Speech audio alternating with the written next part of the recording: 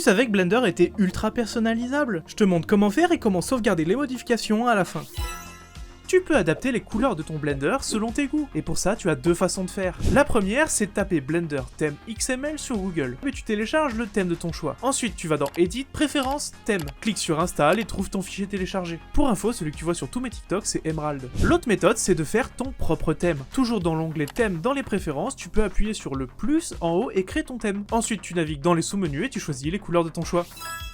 Changer les couleurs c'est déjà bien, mais avoir une disposition qui te convient c'est encore mieux. En allant dans les angles de chacune de tes zones, un viseur apparaît. Si tu maintiens clic, tu peux voir que Blender te fait un découpage. Une fois que ta zone est créée, en haut à gauche tu as la liste de toutes les zones disponibles. Tu peux aussi ajouter ou supprimer les gros onglets tout en haut de Blender. En faisant plus, tu peux voir la liste des onglets disponibles et même certains qu'on voit pas de base. Tu peux aussi faire clic droit sur un des onglets pour le supprimer si tu t'en sers pas dans tes projets. Avant de passer à l'étape suivante, pense à t'abonner. Je poste du contenu comme ça chaque semaine.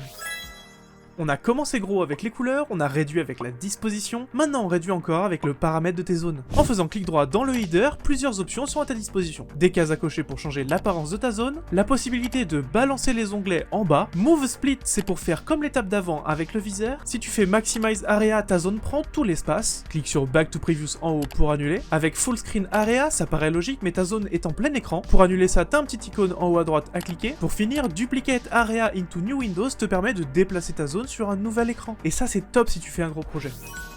Ton Blender est unique et parfaitement optimisé pour toi, alors n'oublie pas de sauvegarder tes modifications. Il te suffit simplement d'aller dans File, Défauts et Save Startup File. Pense à mettre en favori pour custom ton Blender quand tu pourras. Et tu as d'autres boutons pour me soutenir. Allez, salut!